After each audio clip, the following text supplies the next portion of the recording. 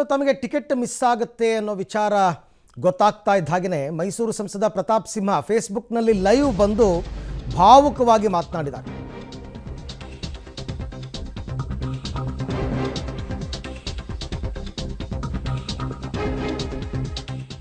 ಮೋದಿ ಇರೋ ತನಕ ಇರ್ತೀನಿ ಅಂತ ಹೇಳಿದ್ದೆ. ರಾಜಕಾರಣದಲ್ಲಿ ಏನು ಬೇಕಾದರೂ ಆಗಬಹುದು. ನನಗೆ ಟಿಕೆಟ್ ಬಗ್ಗೆ ತಾಯಿ ಚಾಮುಂಡಿ ನಿರ್ಧಾರ ಮಾಡ್ತಾಳೆ. 10 ವರ್ಷ ನಿಮ್ಮ ಸೇವೆ ಮಾಡಿದ್ದಕ್ಕೆ ನಾನು ಚಿರಋಣಿ. ಹೀಗಂತ ಮೈಸೂರಿನಲ್ಲಿ ರಾಜಕಾರಣ ಮಾಡೋದು ತುಂಬ ಕಷ್ಟ. ಫೇಸ್ಬುಕ್ನಲ್ಲಿ ಪ್ರತಾಪ್ ಸಿಂಹ ಭಾವುಕರಾಗಿ ಮಾತನಾಡಿದ್ದಾರೆ.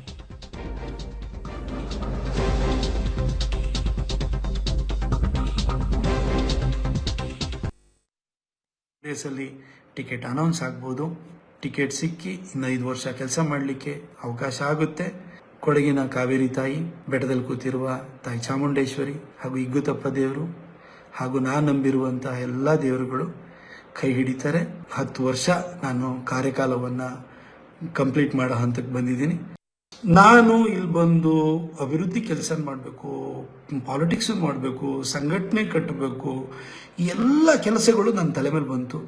ನಾನು ಆ ಪತ್ರಕರ್ತನ ಅವತಾರದಲ್ಲಿ ಬಂದು ಪಾಲಿಟಿಷಿಯನ್ ಆಗ್ಬಿಟ್ಟೆ. ಒಬ್ಬ ಲೀಡರ್ ಮೇಲೆ ಒಂದು ವಿಶ್ವಾಸ ಬರಬೇಕಲ್ವಾ? ಆ ವಿಶ್ವಾಸ ಗಳಿಸಬೇಕಾದ್ರೆ ಬಹಳಷ್ಟು ನಾವು ನಮ್ಮ ಅಭಿವೃದ್ಧಿ ಕಾರ್ಯಗಳ ಮುಖಾಂತರ ಜನರನ್ನ ನಾನು ಅಭಿವೃದ್ಧಿ ಕಾರ್ಯಗಳ ಮುಖಾಂತರ ಹೋಗಿ ಜನರ ಹತ್ರ ವಿಶ್ವಾಸನ ಗಳಿಸ್ಕೊಂಡು ಆನಂತರ ಅವರು ನನ್ನ ಮಾತಿಗೆ ಬೆಲೆ ಕೊಡುವಂತ ಒಂದು ವಾತಾವರಣ ಸೃಷ್ಟಿ ಮಾಡ್ಕೊಳ್ಬೇಕು.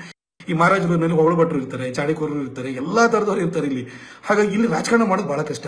ಆದ್ರೆ ಇಲ್ಲಿ ಏನು ಅಂತಂದ್ರೆ ಇಲ್ಲಿ ಅಷ್ಟು ಸುಲಭವಾಗಿ ಯಾವುದೇ ಸಂಘಟನೆ ಸಿದ್ಧಾಂತ ಬೇರ್ ಬಿಡೋದು ಬಹಳ ಕಷ್ಟ. ಯಾಕೆಂದ್ರೆ ಅಷ್ಟು ಜಾತಿಯ ಒಡಕುಗಳಿದೆ.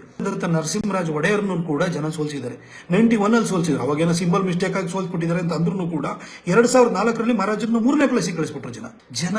ಇವತ್ತೇನು ಅಂತಂದ್ರೆ ಅವ್ರ ಮನೆ ಬಾಗಿಲಕಾಯಿಯವರು ಬೇಕು, ಜನ ಹೋಗಿ ಬೇರೆಯವ್ರ ಮನೆ ಬಾಗಿಲಕಾಯಬಾರ್ದು. ಪ್ರತಾಪ್ ಸಿಂಹ ಒಬ್ಬ ಸಾಮಾನ್ಯ ಪತ್ರಕರ್ತನನ್ನ ಬಂದು ಅನಾಮತಾಗಿ ಟಿಕೆಟ್ ಕೊಟ್ಟು ಒಬ್ಬ ಪತ್ರಕರ್ತನನ್ನ ಏಕಾಏಕಿ ಸಂಸದನನ್ನು ಮಾಡಿದವರು ನರೇಂದ್ರ ಮೋದಿಜಿಯವರು. ಅವ್ರ ಹೆಸರಲ್ಲಿ ಗೆದ್ದವು ನಾನು. 2019ರಲ್ಲೂ ಅವ್ರ ಹೆಸರಿನಲ್ಲಿ ಗೆದ್ದಿದ್ದು. ನಾನು ಇವತ್ತು ಇಷ್ಟು ಕೆಲಸ ಮಾಡಿದ್ದೀನಲ್ಲ, ನನ್ನ ಮೋದಿಜಿ ಕೊಟ್ಟಿರೋದು ಕೆಲಸಗಳು. ಇದು ಪ್ರತಾಪ್ ಸಿಂಹಂದು ಏನಂತಲ್ಲ. ಇವತ್ತು ಜನ ದೇಶಕ್ಕೆ ಮೋದಿ ಬೇಕು ಅಂತಾರೆ, ಹಾಗೆ ಕ್ಷೇತ್ರಕ್ಕೂ ಒಬ್ಬ ಛೋಟಾ ಮೋದಿ ಬೇಕು ಅಂತ ಹೇಳ್ತಾರೆ. ಈ ಪ್ರೀತಿ ಸದಾ ಇರಲಿ.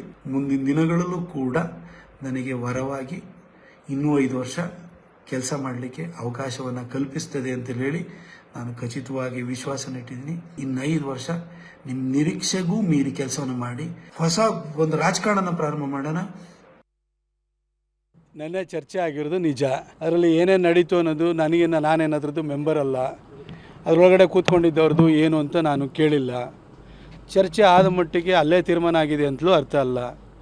ಅದು ಫೈನಲ್ ಲಿಸ್ಟ್ ಬಂದಾದಾಗ ಅದು ಖಚಿತವಾದ ಮಾಹಿತಿಯಾಗಿರುತ್ತೆ. ಆದರೆ ನಾನು ಹೇಳೋಕ್ಕೆ ಇಷ್ಟಪಡೋದು ಇಷ್ಟೇ. ಕಳೆದ ಒಂದು 3-4 ದಿನಗಳಿಂದ ಇಡೀ ರಾಜ್ಯಾದ್ಯಂತ ನನ್ನ ಕ್ಷೇತ್ರದ ಆಚೆಗೆ ಲಕ್ಷಾಂತರ ಜನ ನನಗೋಸ್ಕರವಾಗಿ ಒಳ್ಳೆಯದನ್ನು ಬಯಸಿದ್ದಾರೆ. ಭಾಳ ಪ್ರೀತಿ ವಿಶ್ವಾಸವನ್ನು ವ್ಯಕ್ತಪಡಿಸಿದ್ದಾರೆ. ಟ್ವಿಟರ್ನಲ್ಲಿ ಟ್ರೆಂಡಿಂಗ್ ಆಗಿದೆ, ಆರ್ಗ್ಯಾನಿಕ್ ಟ್ರೆಂಡಿಂಗ್ ಆಗಿದೆ, 2 ದಿನ ಟ್ರೆಂಡಿಂಗ್ ಆಗಿದೆ. ಎಲ್ಲ ಕಡೆ ನಮ್ಮ ಸಂಸದರು ಬೇಕು ಅಂತ ಹೇಳಿಬಿಟ್ಟು ಅವರ ಪರವಾಗಿ ಧ್ವನಿ ಎತ್ತಂಥದ್ದು ವಿರಳವಾಗಿ ಇಡೀ ದೇಶದಲ್ಲಿ ಕಾಣ್ತಾ ಇದೆ. ಇವನಿಗೆ ಟಿಕೆಟ್ ಕೊಡಬೇಕು ಅಂತ ಜನನೇ ಎದ್ದುಬಿಟ್ಟು ಇವತ್ತು ಒಂದು ಕ್ಯಾಂಪೇನ್ನ ಮಾಡ್ತಾಯಿದ್ದಾರೆ.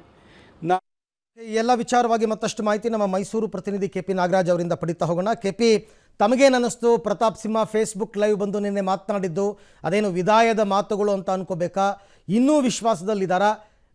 ಹೇಗಿದೆ ಪರಿಸ್ಥಿತಿ ಅಂತ KP? ಬಹುತೇಕ ಅದು ವಿದಾಯದ ಭಾಷಣದ ರೀತಿಯಲ್ಲೇ ಕಾಣ್ತಾ ಇತ್ತು. ಆದರೂ ಕೂಡ ಎಲ್ಲೋ ಒಂದು ಕಡೆಯಲ್ಲಿ ಇನ್ನೂ ಕೂಡ ಅವ್ರಿಗೆ ಏನೋ ಒಂದು ಮಿರಾಕಲ್ ಸಂಭವಿಸ್ಬೋದು ಅನ್ನುವಂತಹದ್ದು ಸಹಜವಂತ ಆಸೆ. ಅದು ಅವರಿಗೆ ಮಾತ್ರ, ಎಲ್ರಿಗೂ ಕೂಡ ಆ ಥರದೊಂದು ಆಸೆಗಳಿರ್ತವೆ. ಅದೇ ರೀತಿಯಾದಂಥ ಒಂದು ಮಿರಾಕಲ್ ಆಗ್ಬೋದು ಅನ್ನುವಂಥ ಭಾವನೆಯನ್ನು ಕೂಡ ಅವರು ವ್ಯಕ್ತಪಡಿಸಿದ್ರು. ಆದರೆ ಇಡೀ ಒಂದು ಹೆಚ್ಚು ಕಡಿಮೆ 40-45 ನಿಮಿಷಗಳ ಫೇಸ್ಬುಕ್ ಲೈವನ್ನು ಗಮನಿಸ್ತಾ ಇದ್ದರೆ ಅರವಿಂದ್, ಸ್ಪಷ್ಟವಾಗಿ ಕಂಡು ಬರ್ತಾ ಇದ್ದಂಥದ್ದು ಒಂದು ರೀತಿಯಾದಂಥ ವಿದಾಯದ ಭಾಷಣ. ನಾನು 10 ವರ್ಷಗಳಲ್ಲಿ ಏನೇನು ಮೈಸೂರಿಗೆ ಕೆಲಸವನ್ನು ಮಾಡಿದ್ದೇನೆ, ಜೊತೆಗೆ ರಾಜಕಾರಣವನ್ನು ಯಾವ ರೀತಿಯಾಗಿ ಅರಗಿಸ್ಕೊಳ್ಳೋಕ್ಕೆ ನಾನು ಟ್ರೈ ಮಾಡಿದೆ, ಎಲ್ಲೆಲ್ಲಿ ಎಡವುಗಳು ತಡವುಗಳು ಆದವು ಅನ್ನುವಂಥದ್ರ ಬಗ್ಗೆ ಒಂದಿಷ್ಟು ಸ್ಪಷ್ಟೀಕರಣವನ್ನು ಕೊಡುವಂಥ ಪ್ರಯತ್ನಗಳನ್ನು ಕೂಡ ಪ್ರತಾಪ್ ಸಿಂಹ ಅವರು ನಿನ್ನೆಯ ಫೇಸ್ಬುಕ್ ಲೈವಲ್ಲಿ ಮಾಡಿರುವಂಥದ್ದು. ಆದರೆ ಬಹಳ ಮುಖ್ಯವಾಗಿ ಅವರು ಅಲ್ಲೊಂದಿಷ್ಟು ಕೆಲವೊಂದು ಅಂಶಗಳನ್ನ ಹೇಳಿದರು.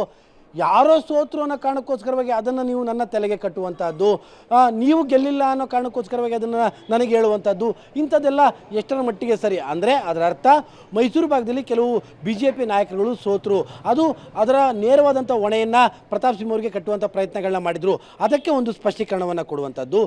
ಎರಡನೇದಾಗಿ ನಾನು ಏನೋ ಪ್ರತಿ ಹಂತದಲ್ಲೂ ಕೂಡ ಎಲ್ಲರಿಗೂ ಸಹಾಯ ಮಾಡುವ ಅಂದರೆ ಎಲ್ಲರಿಗೂ ಸ್ಪಂದಿಸುವಂತಹ ಕೆಲಸವನ್ನು ಮಾಡ್ತಾ ಬಂದೆ, ಅದು ಒಂದಿಷ್ಟು ಸಿಟ್ಟು, ಒಂದಿಷ್ಟು ಕೋಪದಿಂದ ಒಂದಿಷ್ಟು ಡಿಫ್ರೆನ್ಸ್ಗಳು ಆಗಿರ್ಬೋದು ಅನ್ನುವಂಥದ್ದು ಕ್ಲಾರಿಫಿಕೇಷನು.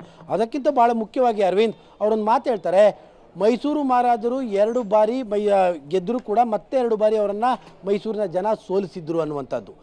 ಮತ್ತು ಇಲ್ಲಿಯವರೆಗೂ ಯಾರು ಕೂಡ ಕಂಟಿನ್ಯೂ ಆಗಿ MP ಆಗೋದಕ್ಕೆ ಯಾರೂ ಕೂಡ ಆಗಿಲ್ಲ, ನಾನು ಆಗಿದ್ದೆ, ನಾನು ಎಲ್ಲ ಕೆಲಸವನ್ನು ಕೂಡ ಮಾಡಿದ್ದೆ. ಒಂದು ರೀತಿಯಾಗಿ ವಿದಾಯದ ಭಾಷಣವನ್ನು ಅವರು ಫೇಸ್ಬುಕ್ ಲೈವಲ್ಲಿ ಮಾಡಿದ್ದಾರೆ.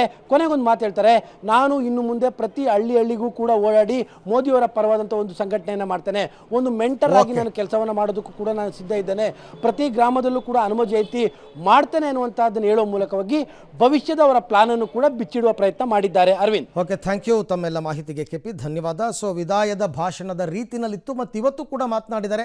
ಕೊನೆ ಕ್ಷಣದಲ್ಲಿ ಮಿರಾಕಲ್ ಆಗಬಹುದು ಅಂತಕ್ಕಂಥ ನಂಬಿಕೆಯಲ್ಲೂ ಕೂಡ ಅವರಿದ್ದಾರೆ. ನೋಡೋಣ ಏನಾಗುತ್ತೆ ಅಂತ.